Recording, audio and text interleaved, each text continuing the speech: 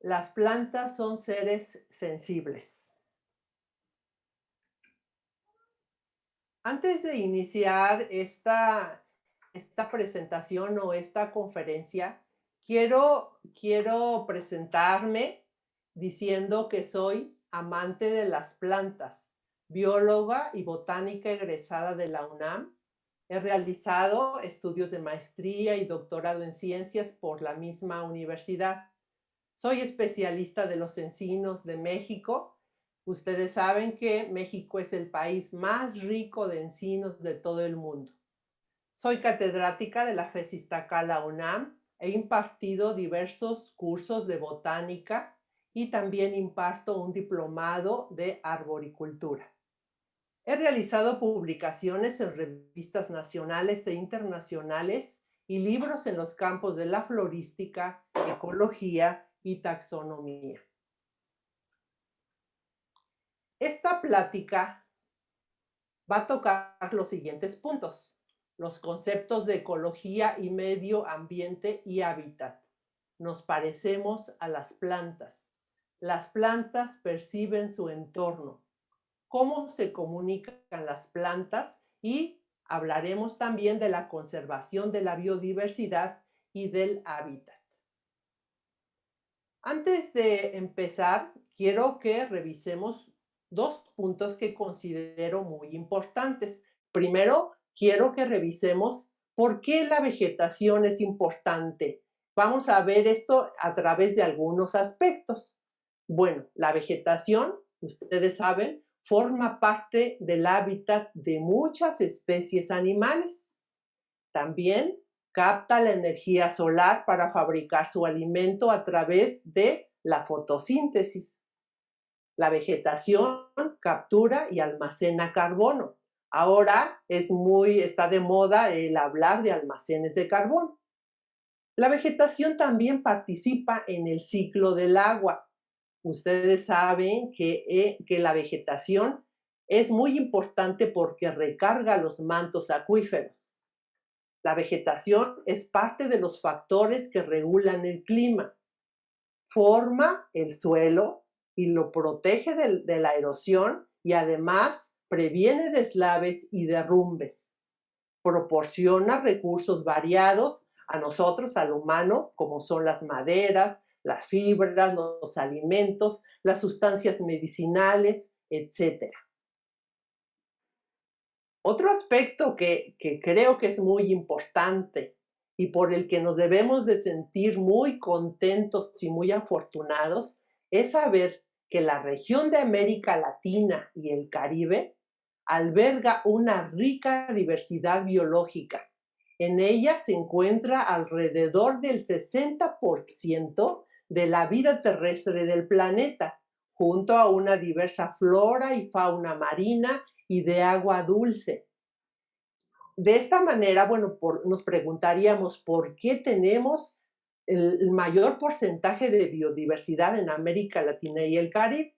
Bueno, porque en esta región tenemos muchos medios distintos, muchos ambientes distintos y por lo tanto tenemos desde humedales y ecosistemas costeros hasta los desiertos, bosques tropicales, extensas praderas de sabana y hábitats andinos de gran altitud.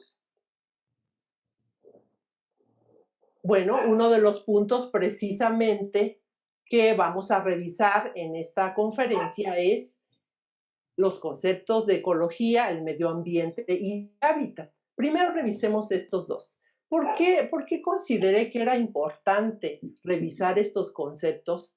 Porque fíjense ustedes que el concepto de ecología es una rama de la biología que estudia las relaciones que tienen entre los seres vivos con su ambiente, es decir, describe cómo funciona la naturaleza. El medio ambiente es un sistema formado por elementos naturales y artificiales que están interrelacionados y que son modificados por la acción del hombre. Vean ustedes, aquí está presente el hombre en medio ambiente. Vamos a revisar ahorita vamos, unos ejemplos para que quede perfectamente claro. Y cuando ustedes estén platicando de estos temas o estén enseñando, utilicemos los conceptos de manera adecuada. Ahora, una persona que se dedica a la ecología puede trabajar a distintos niveles. Es decir, puede trabajar estudiando un organismo o puede trabajar a nivel de población. Una población es un conjunto de organismos de la misma especie. O bien, puede trabajar una comunidad. Una comunidad es un conjunto de poblaciones. También lo puede hacer desde el nivel de ecosistema, que es un conjunto de comunidades. O bien ese ecólogo puede estudiar toda la biodiversidad que se encuentra en la Tierra, entonces va a trabajar en el nivel de biosfera. Veamos un ejemplo de ecología. Bueno, aquí yo elegí solamente uno, porque ustedes se imaginarán que existen muchísimos temas que se tienen que abordar. Este ejemplo que yo elegí es sobre la polinización. ¿Qué es la polinización? La polinización es el proceso a través del cual el polen es transferido desde el estambre hasta el estigma. Entonces, ustedes, si recordarán o recuerdan, un grano de polen se va a producir en los estambres. Ahí en los estambres, en las anteras, al ratito vamos a ver un poquito más de flor y va a quedar perfectamente claro esto. Vamos, aquí en las anteras, en los estambres, se va a producir el polen y ese polen se va a trasladar o va a ser transportado a una estructura denominada estigma que es parte del órgano sexual femenino de la flor, ¿sí? Entonces, una persona que va a estudiar la polinización, que tiene que estudiar? Pues tiene que estudiar todo el ciclo de vida de la planta que está estudiando. Ahora, quiero que ustedes imaginen qué tanto trabajo hay acerca del estudio de la polinización, porque se calculan aproximadamente 300,000 plantas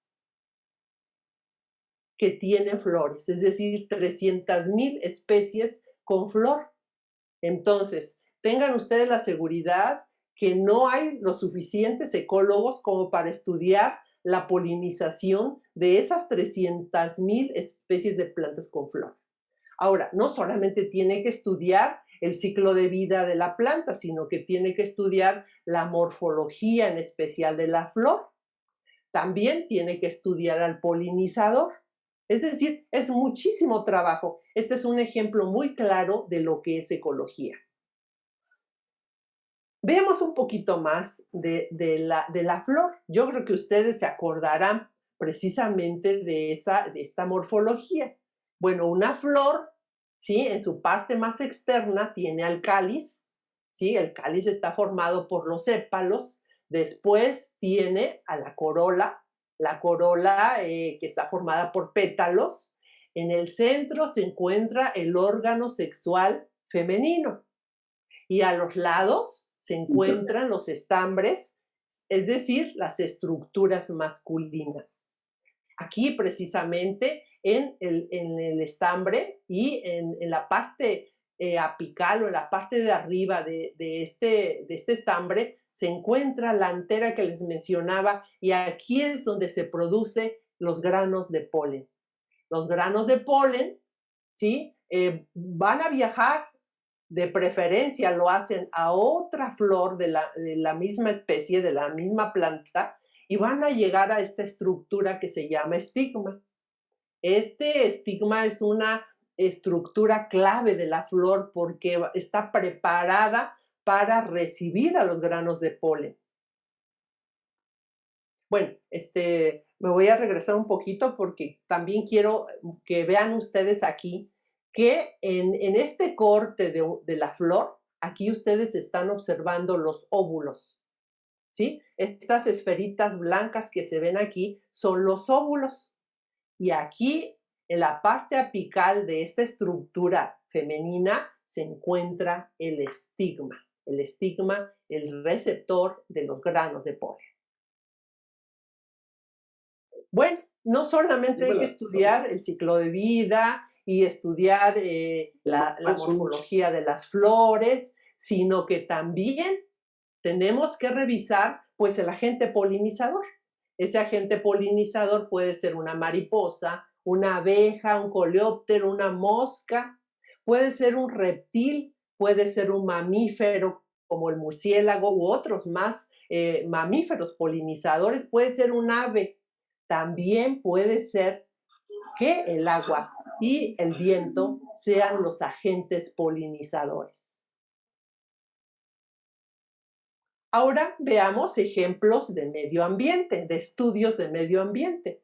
Un ecólogo, una persona que se encarga de estudiar el medio ambiente, ¿qué es lo que va a estudiar? Bueno, pues puede ser que esté estudiando la contaminación del aire y del agua, los efectos de la construcción de las carreteras sobre los seres vivos de un lugar, impactos que producen la construcción de áreas urbanas sobre las especies que viven en una región, etcétera. Pueden entonces realizar muchos proyectos en relación con los impactos del hombre sobre un sitio.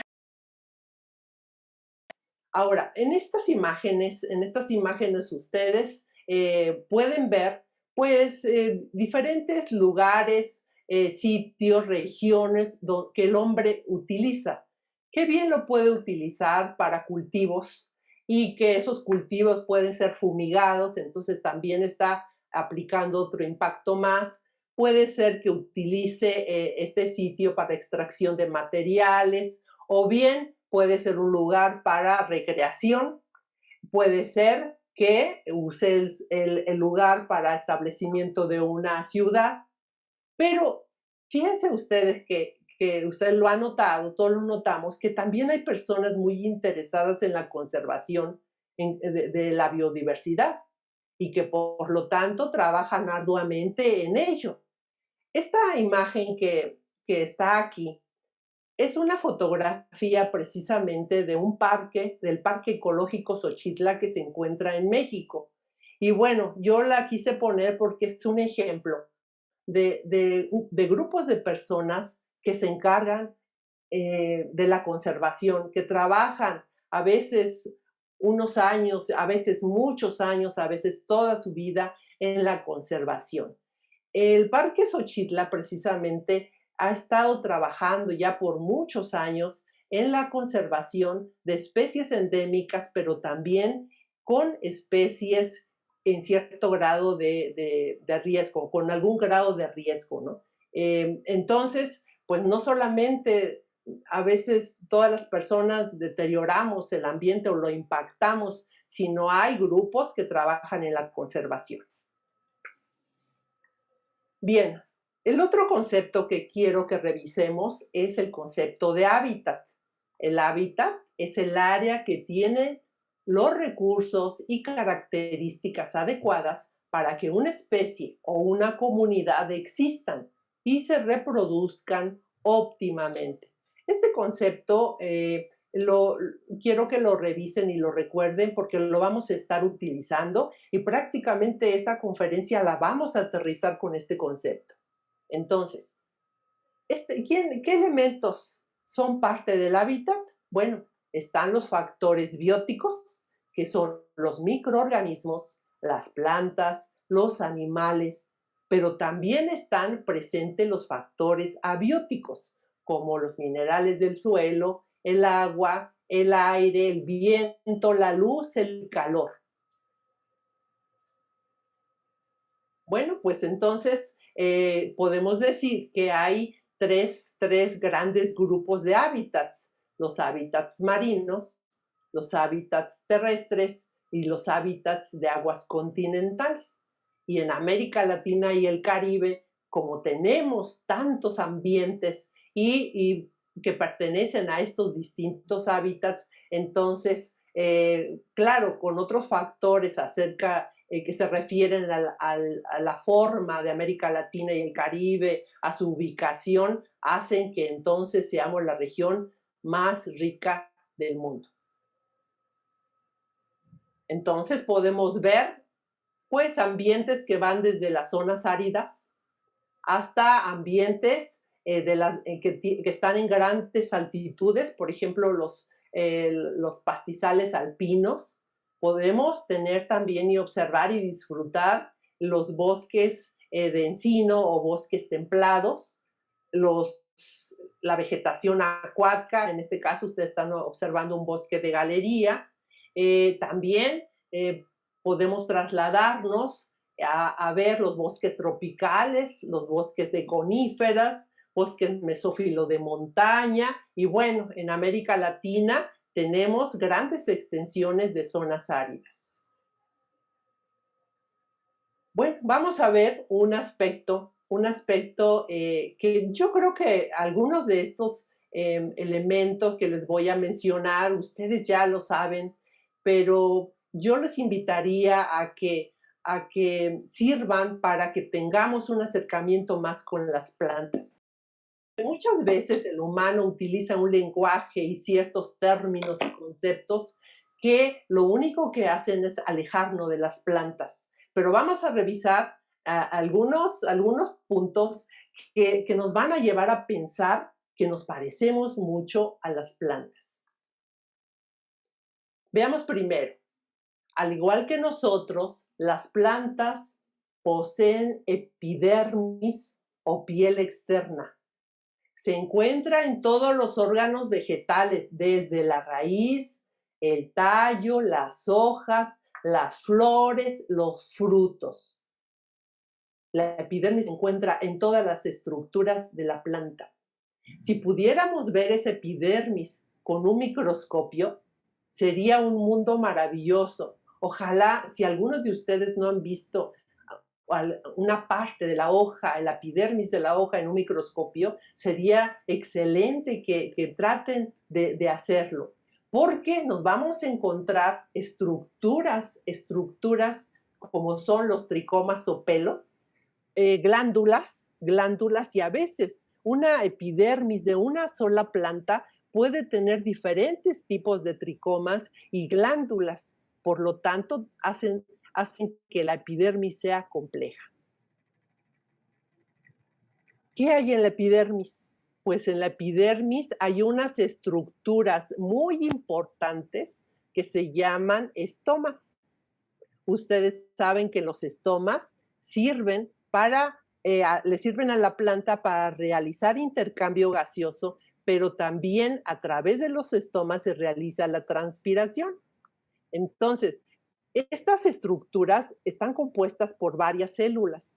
Bueno, primero tienen en el centro dos células que se mueven, abren y cierran un orificio, una abertura se forma cuando va a haber transpiración o intercambio gaseoso, se forma esa abertura y esa abertura se cierra cuando no va a haber estas actividades, ¿no? Ahora, alrededor de estas células que están en el centro, están otras células que les van a ayudar a las que cierran y abren a realizar esta función. Entonces, en realidad, en la epidermis podemos ver estas estructuras en todas las especies vegetales. Bueno, sí, en todas las especies vegetales, en la gran mayoría, pero vean ustedes que cada especie tiene sus estomas característicos. Hay plantas que tienen mayor número de estomas, otras van a tener estomas más pequeños, otras más grandes, y es también algo maravilloso el poder observarlas. Aquí tenemos un corte, un esquema de una porción de una hoja. En la parte de arriba de la hoja podemos ver el haz, es decir, la parte superior de la hoja, y la parte inferior de la hoja, aquí está esquematizada, en donde están las flechas, es un indicador de que aquí se presentan estomas. Ahora, hay plantas que tienen estomas solamente debajo de las hojas, pero también hay especies que las tienen por arriba y por abajo. Y puede variar, les decía yo, el tamaño, la forma y la densidad. No, Otro aspecto más, Como nosotros, las plantas poseen sistema circulatorio o sistema vascular, el cual comunica los órganos de la raíz con las hojas y ramas, permitiendo un transporte efectivo a largas distancias de agua, nutrientes, metabolitos y hormonas. Esta hoja que ustedes están observando aquí se le ha procesado de tal manera en que se pongan en evidencia todas las venas o nervaduras que forman parte de este sistema circulatorio. Entonces, ustedes a simple vista podrán ver algunas venas muy pequeñitas, pero si pudiéramos acercarnos con un microscopio, vamos a poder ver que hay venas aún más pequeñas que nuestros ojos no pueden percibir. Aquí tenemos unas fotografías de cortes de tallo. Un tallo fue cortado y vean ustedes, quiero mostrarles aquí este sistema circulatorio.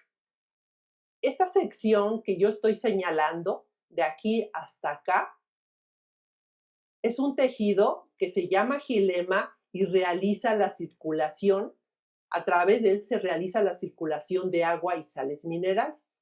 Y en esta otra región, que es un tejido azul, vamos a poder ver el tejido que está realizando la circulación, pero de nutrientes que han sido producto de la fotosíntesis. Entonces, este se llama xilema y este se llama floema, ¿no? Aquí está en mayor aumento, este es el floema. Entonces, todos estos dos tejidos realizan la circulación de la planta. Ahora, para que se realice la circulación, se realizan procesos activos y pasivos. Es decir, los activos hay gasto de energía, la planta gasta energía. En los pasivos, bueno, como la capilaridad, la adhesión, son otros procesos en donde no hay gasto de energía. Pero finalmente, ustedes imaginen todo el gasto de energía que tiene que realizar un árbol, por ejemplo, que mide 70 metros de alto, o aquellos árboles muy famosos que llegan a tener hasta 100 metros de alto.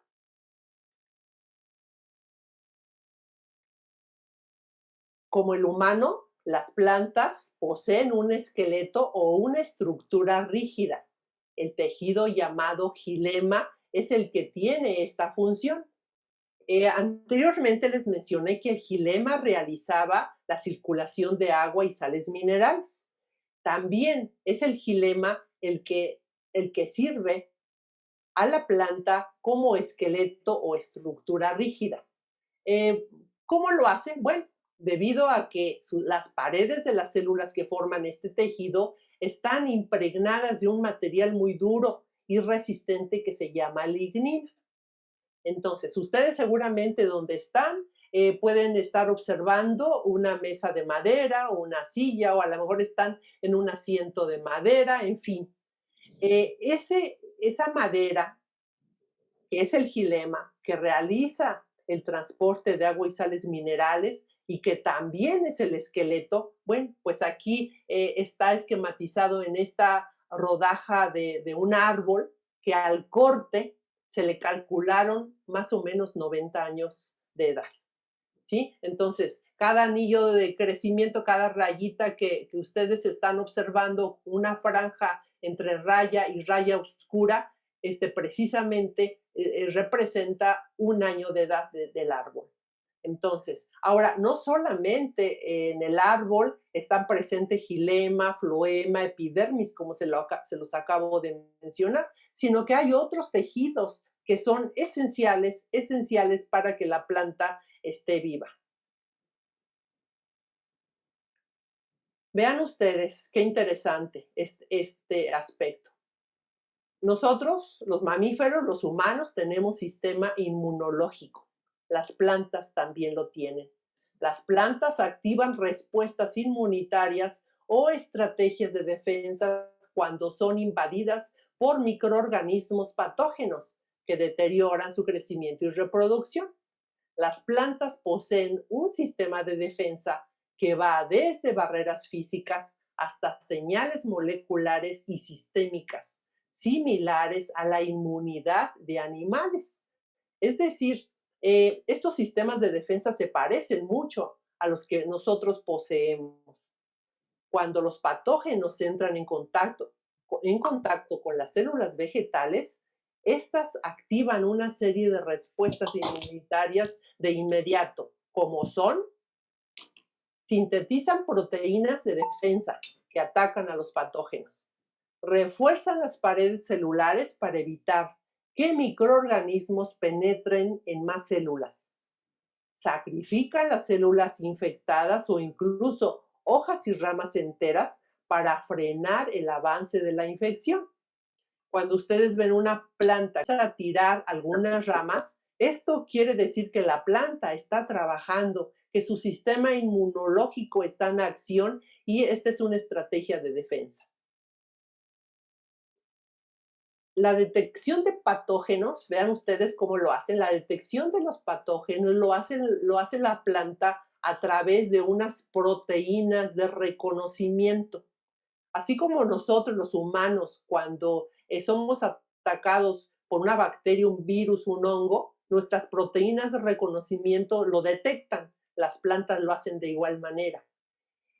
Curiosamente, estas mismas moléculas especiales, son las que usamos los mamíferos para detectar infecciones. En este esquema que ustedes observan, pueden ver claramente una planta que detecta a hongos, a bacterias, a virus, puede detectar incluso a los depredadores, a los herbívoros que están comiendo sus hojas. De inmediato, bueno, esta detección se hace por estas proteínas de reconocimiento y de inmediato la planta va a desencadenar la producción de otros compuestos químicos para contrarrestar estas infecciones e incluso puede producir algún compuesto químico para llamar la atención, para atraer a otros animales, por ejemplo, insectos, para que lleguen y consuman a los herbívoros que la están atacando. Entonces, aquí vamos iniciando, estamos viendo la importancia que tienen todos estos compuestos químicos. Más adelantito vamos a aterrizar este punto y vamos a ver entonces cómo son y cómo podemos llamar a estas interacciones vegetales. Las plantas también transpiramos nosotros.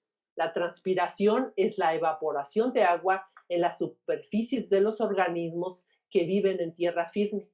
Las plantas transpiran a través de unas estructuras que ya mencionamos llamadas estomas.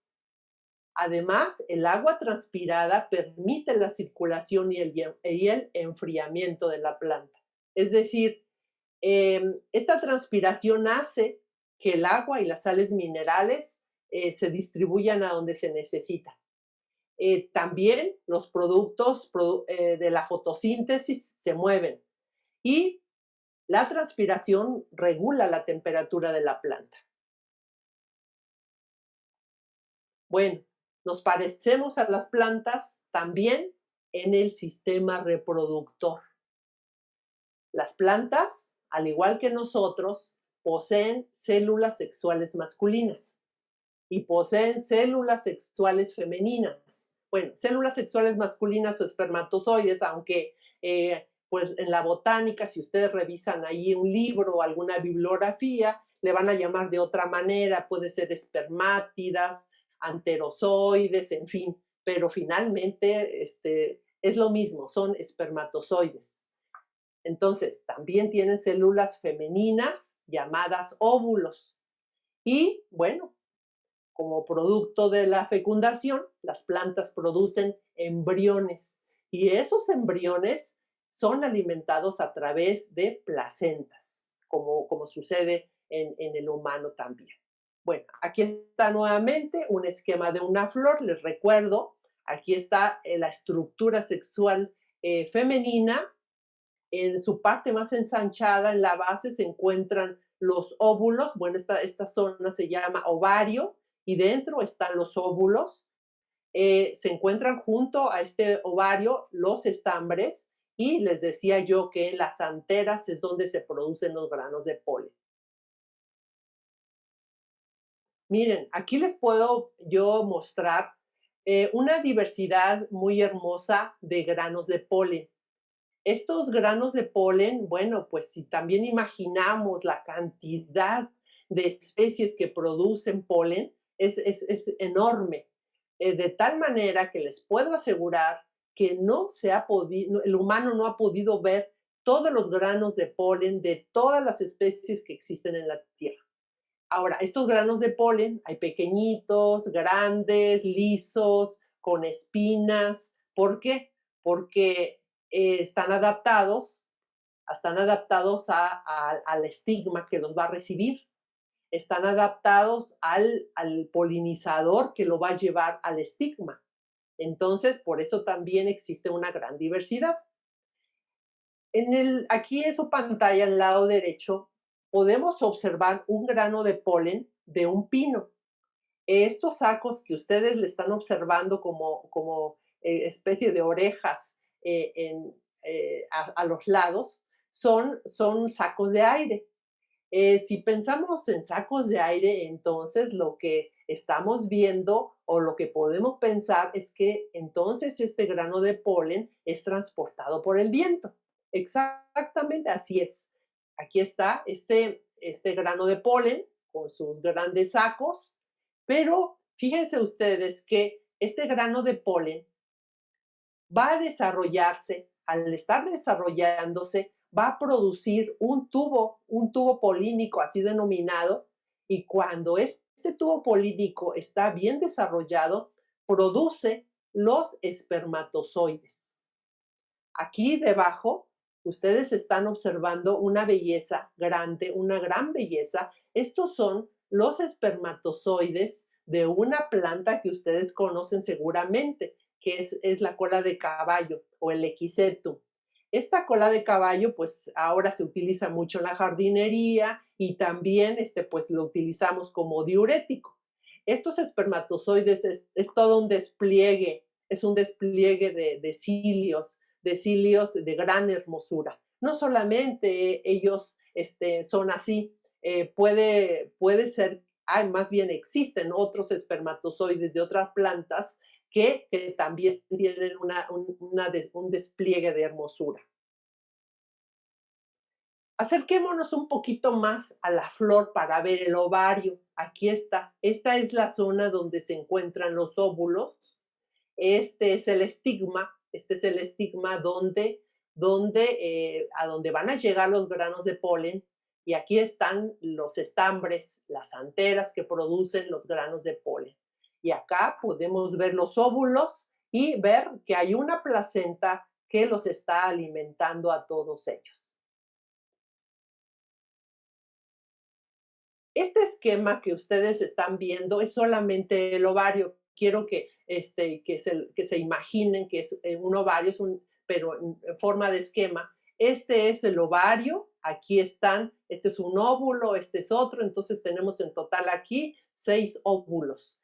Esta zona verde de acá arriba es el estigma y aquí en el estigma llegan los granos de polen. ¿Por qué les estoy explicando esto? Porque yo sé y he escuchado que muchas personas piensan que los granos de polen van hacia el estigma, hacia donde están los óvulos y realizan la fecundación. Y no, no, los granos de polen no realizan la fecundación, no realizan la fecundación. Sería un gran riesgo que los granos de polen llevaran allí o que fueran espermatozoides y que estuvieran volando o los llevara una abeja o una mosca, porque ahí están los genes que van a permitir a las especies la sobrevivencia de la especie en esta tierra. Entonces, ¿qué sucede? Llegan aquí los granos de polen. Estos granos de polen se van a desarrollar, van a formar un tubo polínico, así se denomina, van a formar este tubo y ese tubo se va a dirigir a donde está el óvulo.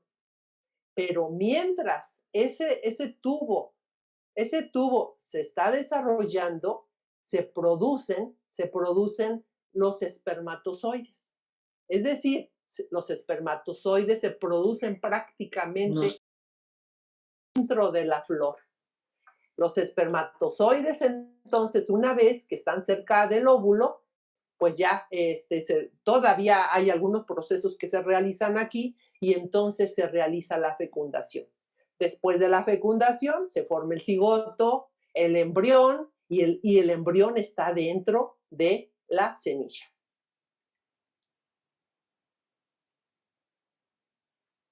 Bueno, también tenemos que hablar y decir que las plantas se estresan.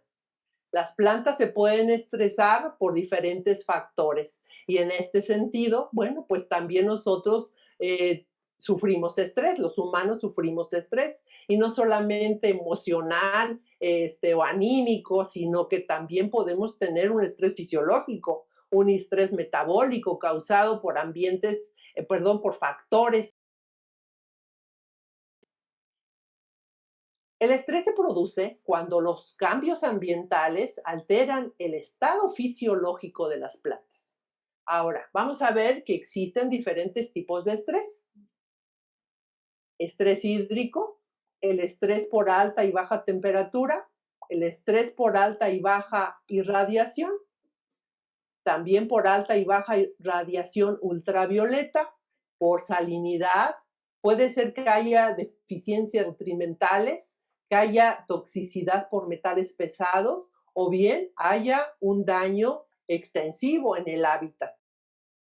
Entonces, estos tipos de estrés van a desencadenar un estrés fisiológico y también un estrés bioquímico.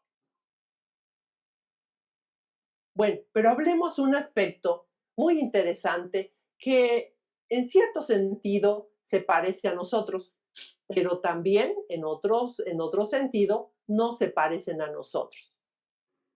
Hablemos de cuánto viven las plantas. La vida de las plantas varía según la especie. Hay algunas que realizan su ciclo de vida solamente en un año. Las hay bianuales, es decir, que viven 2 años, pero hay otras que viven 20, 30, 50, 60, 70, 80, 90 años. Pero ¿saben qué? Existen árboles como los olivos, los cipreses, los robles, los castaños, los pinos, las secuoyas, los tejos, los yingos, entre otras más, con vida muy larga que pueden superar los 1000 años o incluso tener varios miles de años de edad.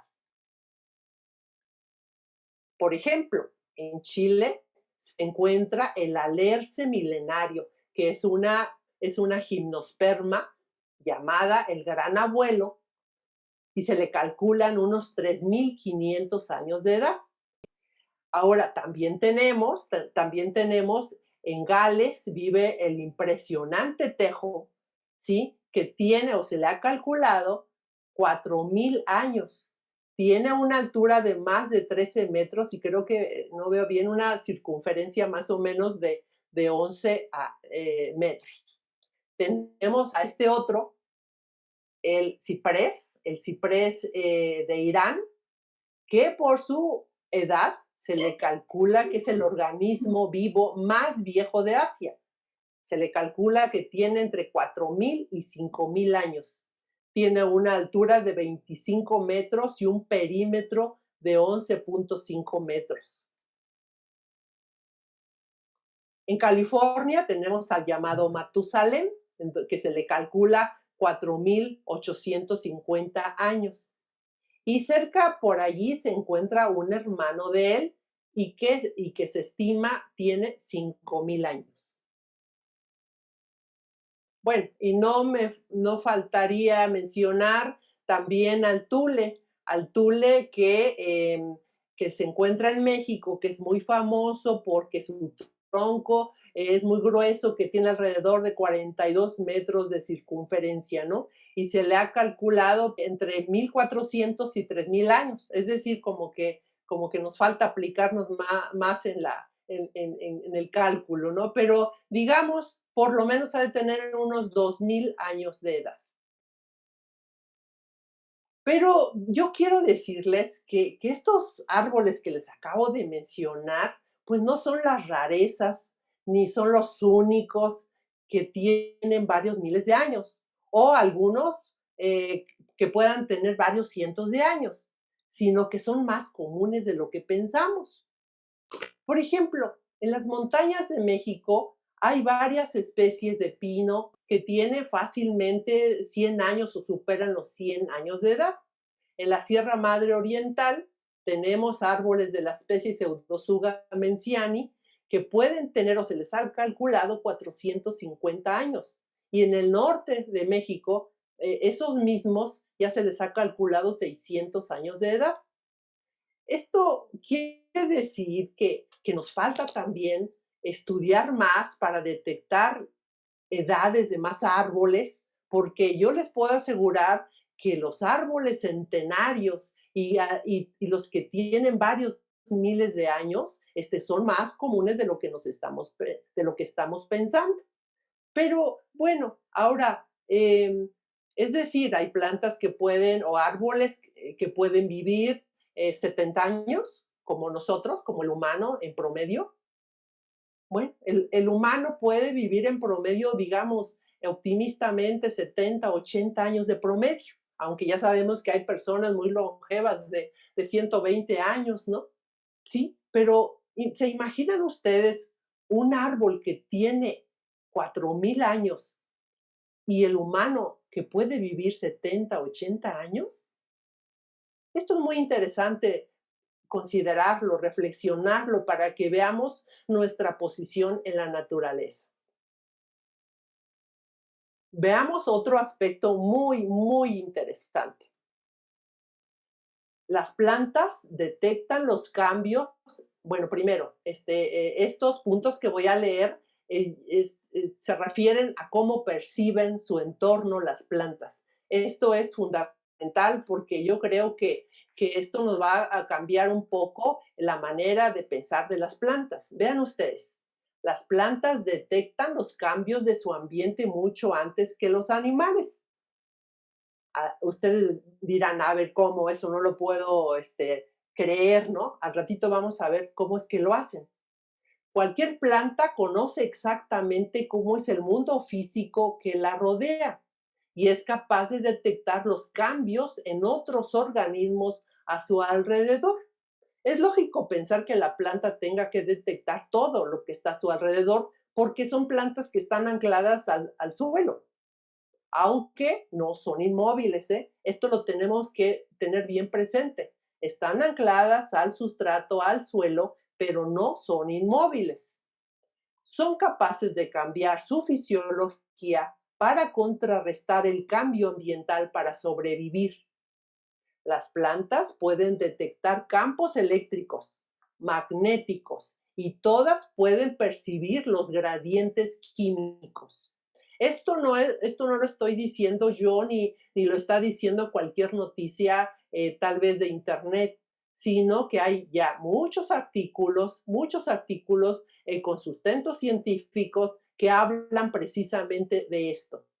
Las raíces también pueden analizar la composición del suelo, la cantidad y tipo de nutrientes, la presencia y calidad del agua, la presencia de metales pesados y también detectan los sonidos circundantes.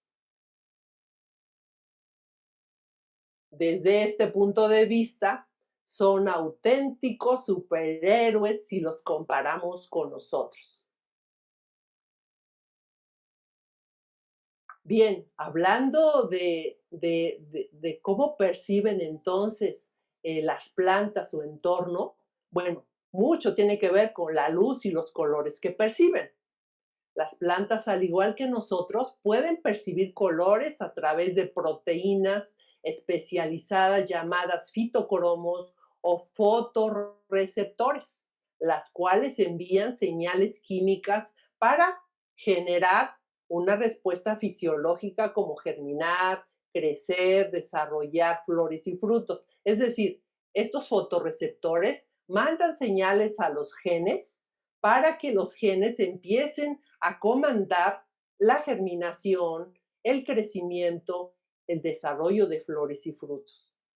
Y también estos fotorreceptores hacen que la planta pueda distinguir entre el día y la noche. Vean este párrafo que vamos a leer y vean ustedes qué impresión. A diferencia del ojo humano, que tiene 4 fotorreceptores, las plantas tienen 13 fotorreceptores que les permiten diferenciar los colores del espectro de la luz. Entonces, estos fotorreceptores de las plantas pueden ver las longitudes de onda en cuanto a su duración, en cuanto a su intensidad, y por eso es que tienen perfectamente una concepción clara del día y la noche. Veámoslos en un gráfico lo que les acabo de decir. El humano percibe, el ojo humano percibe de 400 a 700 longitud de onda, ¿sí? En la longitud de onda, esta es su campo de percepción, de 400 a 700. Mientras que las plantas perciben desde la luz ultravioleta, que está en 280 de longitud de onda, y perciben hasta el rojo lejano, que está en el 800 de longitud de onda. Estos fotorreceptores, bueno, pertenecen a estos grupos de compuestos químicos. Así podemos entonces ver que los receptores de luz ultravioleta de las plantas están entre 280 a 300 de longitud de onda. Así vamos viendo los diferentes fotorreceptores hasta llegar a los fitocromos, que van a absorber hasta los 800 y perciben la luz roja y la roja lejana. Por lo tanto, las plantas miran el mundo dependiendo de su color.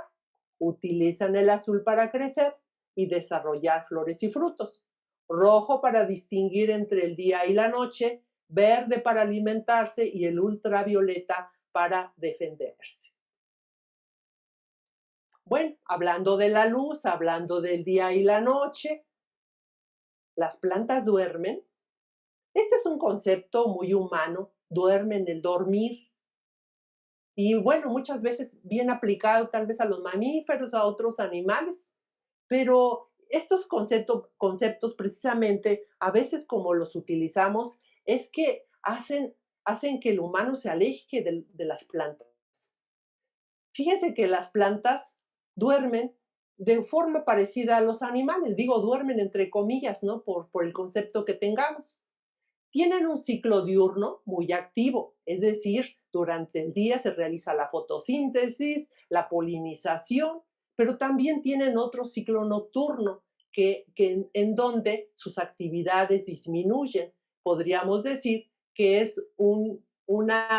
que la noche es de descanso. También, aunque hay plantas, ustedes saben que son nocturnas al igual que los animales. Muchas plantas cierran sus hojas o las colocan en una posición distinta. Y vean, también hay estudios y artículos científicos que han estudiado y han visto que a medida que las plantas tienen más edad, necesitan menos sueño. Bueno, ¿qué otra estrategia utilizan las plantas para interaccionar con su entorno? Bueno, pues una manera de interaccionar es a través de las flores y con los colores de las flores, con las formas, no solamente eso, sino también por sus olores, por la producción de néctar. Aquí tenemos una lámina de flores de bueno, son pocas flores de orquídeas porque hay muchas especies. Vean ustedes esta variación de color y de forma, ¿sí? Pero también, pues las flores de otras especies, por lo regular van a utilizar la producción de néctar y los olores para tener interacción, en este caso, bueno, con los polinizadores. Ahora, ¿quién produce los pigmentos que le dan color a las flores? Bueno, hay principalmente a grandes rasgos, vamos a mencionar los tres grupos principales, que son los flavonoides, que van a producir un color desde el amarillo hasta el rojo y el azul. Las batalainas producen pigmentos rojos y amarillos.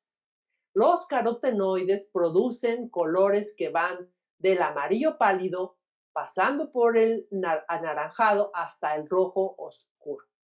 Bueno, veamos unos ejemplos de cómo las plantas están utilizando en este caso los colores y los olores para atraer a los polinizadores. Las flores que atraen a las polillas en general son pálidas y de colores intensos. Las moscas son atraídas por flores que han desarrollado el color, la textura y aún el olor a la carne en descomposición.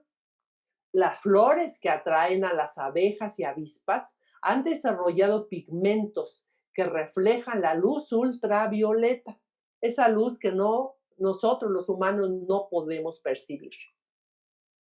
Vean ustedes esto. Hay científicos que han aplicado la técnica de luz ultravioleta inducida por fluorescencia a través de una lámpara especial y entonces iluminan con esa luz a las flores y han encontrado un despliegue de luminosidad, de fluorescencia tan hermoso que solamente nosotros con este método podemos percibirlo.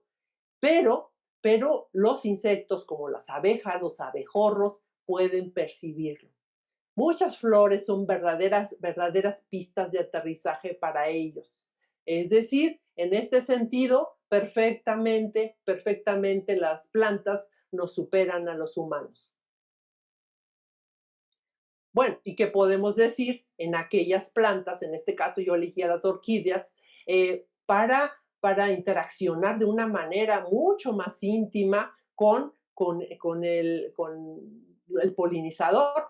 Muchas de esas, bueno, algunas de las orquídeas van a tener formas de abejorros, de abejas. En este caso, esta orquídea Ophrys, no sé si la alcanzan a ver, pero aquí está por debajo la orquídea que semeja un abejorro femenino, de sexo femenino, y entonces atrae con ciertos olores que son idénticos a los que podría producir un abejorro hembra, y entonces se acerca el macho, el abejorro macho, y realiza una pseudocópula.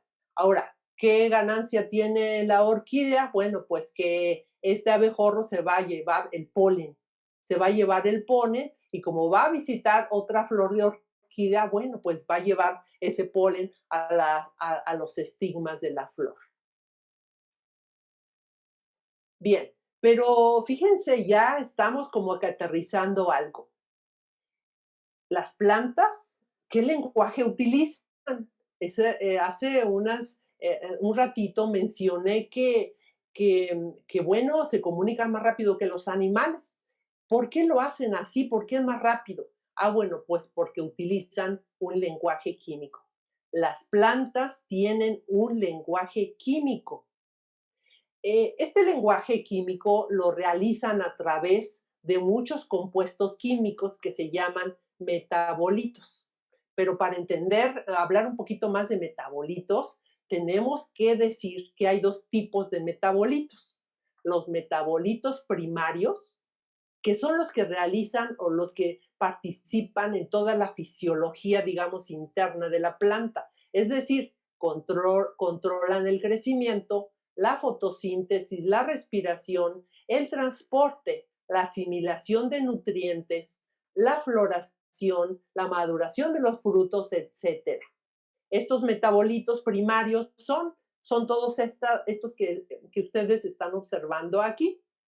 Bueno, ¿y qué pasa con los metabolitos secundarios? Que seguramente han escuchado hablar de ellos. Bueno, los metabolitos secundarios intervienen en las interacciones de las plantas con su entorno. Fíjense, actúan como protectores frente al ataque de microorganismos y de insectos y animales depredadores. También actúan como sustancias alelopáticas, como atrayentes para los insectos polinizadores y como también atrayentes para los organismos que son dispersores de frutos y semillas. El hombre, el humano, ha detectado hasta ahora alrededor de 20,000 metabolitos secundarios. Dentro de los más conocidos o los grupos más importantes están los taninos, las saponinas, los flavonoides y los aceites esenciales. De tal manera que cuando ustedes vean una planta, cuando le vean sus hojas, piensen que aunque no podemos percibir todos estos metabolitos, todos estos compuestos químicos se están produciendo y esos metabolitos están en relación a los organismos benéficos que están cerca de la planta o a los organismos que son patógenos para las plantas. Es decir, estamos frente a un verdadero lenguaje químico de las plantas. Hasta ahora solamente han identificado 20,000. Seguramente hay muchos más metabolitos secundarios. Así, si tenemos una planta, ustedes nada más imagínense todo lo que esa planta, todos los compuestos químicos que está produciendo. Está produciendo compuestos químicos para todos, para aquellos que compiten, para los depredadores, para los que son polinizadores, para los que tienen que llegar para diseminar los frutos y las semillas, etcétera. Ahora, esta actividad no solamente se realiza por arriba del nivel del suelo, también se realiza por debajo del nivel del suelo. Entonces, ¿qué sucede? ¿Qué sucede debajo del suelo? Se sabe que todos los árboles, por ejemplo, de un bosque, sean de la misma especie o distinta especie, están conectados entre sí a través de una red subterránea de micorrizas. Una micorrizas es una interacción entre un hongo y la raíz de una planta.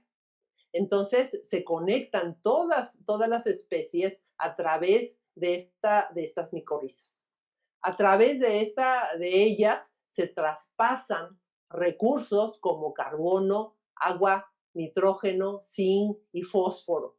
Y también, bueno, pues se compacta información más compleja y establecen distintos tipos de relaciones que les permiten alertar ante posibles peligros o incluso ayudarse entre sí cuando alguno está en condiciones menos favorables. Esto yo creo que es algo increíble, increíble y que no nos imaginamos porque es muy difícil estudiar por debajo del nivel del suelo.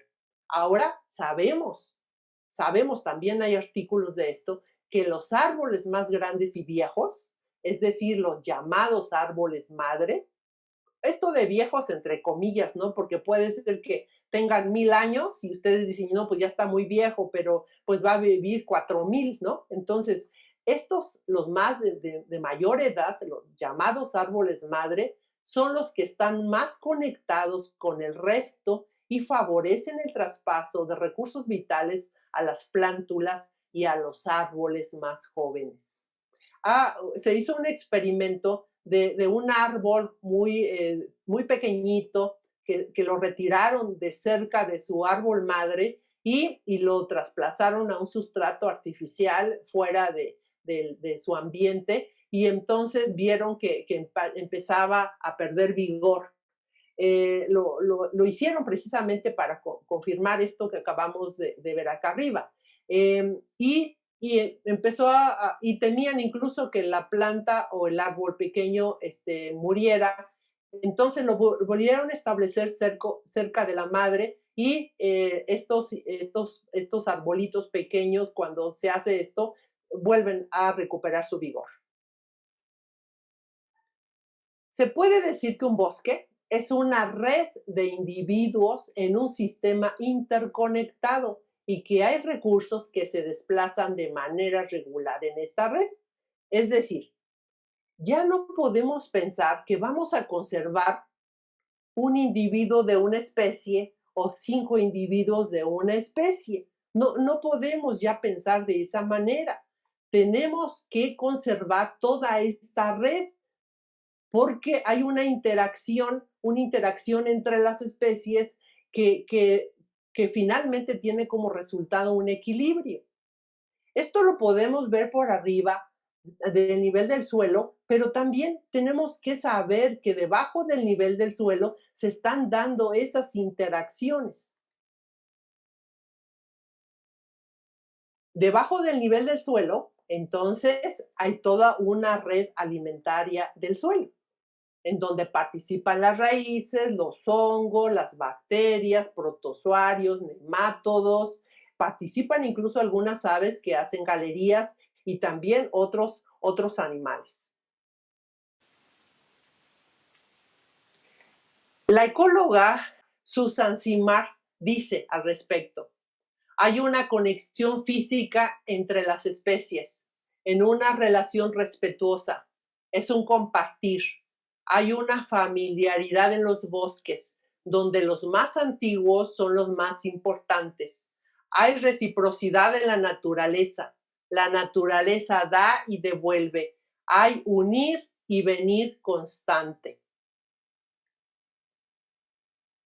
Bien, vamos a ver uno de los puntos finales de esta plática y quiero que revisemos lo siguiente.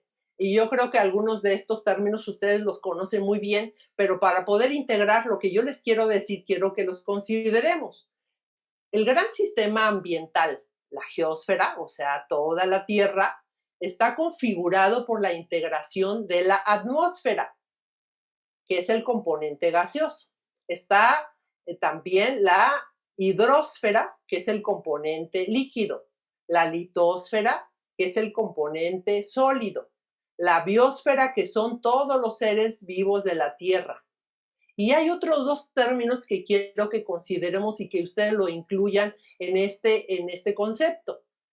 Es la tecnosfera, que es lo fabricado por el humano, y la arqueósfera es lo fabricado por el humano, pero que está incrustado en los suelos. Veamos, la tecnosfera consiste en edificios, carreteras, puentes, incluyendo todos los pequeños artículos como materiales tecnológicos, y ustedes aquí imagínense todos los materiales tecnológicos, la ropa, los envases, incluso etcétera. Hay algunos estudiosos de esto y fíjense que se pusieron a calcular cuánto pesa esa tecnosfera. Hicieron un cálculo que resultó en 30 billones de toneladas, es decir, unos 30 teratones. Bueno, ¿qué podemos decir de la arqueósfera? La arqueósfera consiste en escombros, vertederos de basura, tierras artificiales, suelos de cultivo y otros tipos de suelo modificado. ¿Sí? Recuerden, la arqueósfera es lo fabricado por el humano incrustado en los suelos.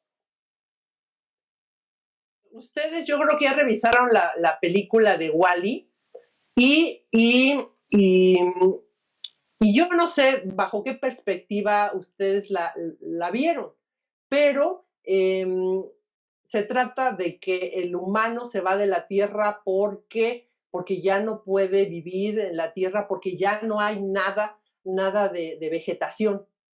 No hay nada de vegetación porque todo está invadido por la arqueósfera. Es decir, todos los suelos están impregnados, saturados, congestionados con todos los productos o todos los desechos del humano. Y en esa película de Wall-E precisamente se puede percibir la Tierra así invadida, ¿no? Por una arqueósfera. Y cuando se encuentra una planta pequeña, resulta que eso pues es algo valiosísimo porque da esperanza a que pueda restablecerse la vegetación.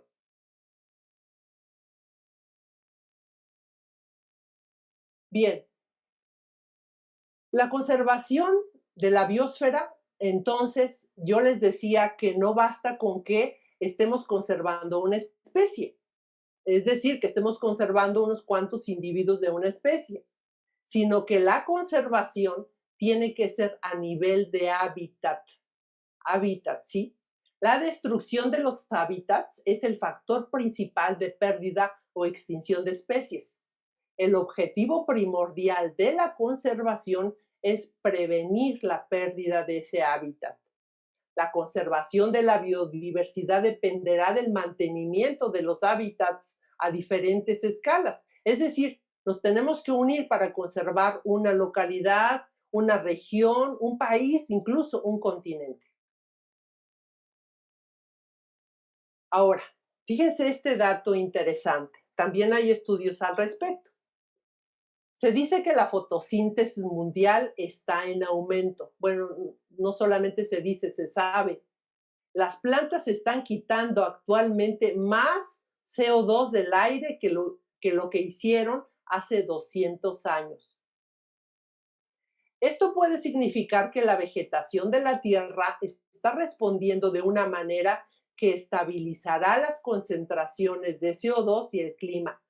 Pues entonces diríamos, ¡ay, qué bien! Pues que siga trabajando la vegetación para que nos reduzca las concentraciones de CO2 y que estabilice el clima y pues ya no tendríamos ningún problema. Pero ¿saben qué? Resulta que es muy probable que el aumento de la fotosíntesis no ha sido lo suficientemente grande como para compensar la quema de combustibles fósiles. Ustedes saben que la fotosíntesis se consume CO2. Bueno, pero entonces, ¿qué hacen las plantas? Nos decimos, las plantas, la vegetación, muchas especies se van a extinguir, ¿no? Por el cambio climático, por la contaminación de la atmósfera, se va a terminar todo. Pero ¿ustedes creen que las plantas no están haciendo algo para contrarrestar eso, para sobrevivir? Sí, claro que lo están haciendo. Y así estos investigadores que han visto esto, dicen, ellos pronostican que las plantas van a aumentar su tamaño. Pero bueno, pues estamos en un tiempo en que todavía el humano no nos toca ver esto. Ahora, hay otro aspecto que quiero que ustedes se lo lleven y que piensen que la conservación de los suelos es muy importante. ¿Por qué? Porque los suelos, son los almacenes más grandes, más importantes de carbono. Ahora, si son los almacenes más importantes, ¿quién hace que se formen esos almacenes? Bueno, pues es la vegetación. La vegetación es la que inyecta precisamente el carbono a través de la materia orgánica, de todos los organismos que también se descomponen, ahí se deposita carbono, etcétera. Por lo tanto, tenemos que conservar la vegetación a conservar ese suelo, ese gran reservorio de carbono. Veamos por último las presiones que enfrenta la biodiversidad, las plantas, la vegetación y como en la vegetación viven muchos animales, bueno, pues entonces tendremos que hablar de la biodiversidad. La disminución de la abundancia de especies y los altos riesgos de extinción continúan. El ritmo de pérdida de hábitats ha disminuido, pero sigue alto. La expansión e intensificación de la agricultura para incrementar áreas para el ganado, tierras cultivables y para materias primas continúan. Yo creo que un pretexto el decir que tenemos que tener más tierras para cultivar porque somos cada vez más personas en el mundo que hay que alimentar. Yo creo que más bien es un gran pretexto porque más bien la causa del hambre es porque pocas manos son las que tienen los alimentos. En este mapa que ustedes están viendo acá, la zona roja, los puntos rojos, son las regiones que tienen más riesgo de pérdida de biodiversidad, en donde se está perdiendo la biodiversidad más aceleradamente y potencialmente puede seguirse incrementando esa pérdida. Los impactos en la biodiversidad de las grandes concentraciones de población en áreas urbanas son importantes. Este mapa que ustedes están observando aquí es un pronóstico urbano para el año 2050. Cada uno de los puntos está indicando una ciudad, de tal manera en que prácticamente toda la parte terrestre de la Tierra, del planeta Tierra, va a estar ocupada por ciudades. Las economías de los países muy dependientes de los recursos naturales impactan la biodiversidad. La extracción de recursos para minerales e hidrocarburos en algunos casos ha llevado a la devastación local. El cambio climático indujo impactos como en los arrecifes de coral y hábitats montañosos. Bueno, para terminar, quiero que consideres y no olvides lo siguiente. No debemos confundir los conceptos de ecología, medio ambiente y hábitat. Nos parecemos a las plantas. Las plantas perciben su entorno. Las plantas se comunican entre sí y con otros seres vivos de su entorno. Para conservar la biodiversidad, debemos conservar los hábitats. Creo que esto es una verdad absoluta. Debemos conocer a las plantas para que puedas amarlas. Y si las amas, las vas a respetar. Y si las respetas, las vas a conservar. Muchas gracias.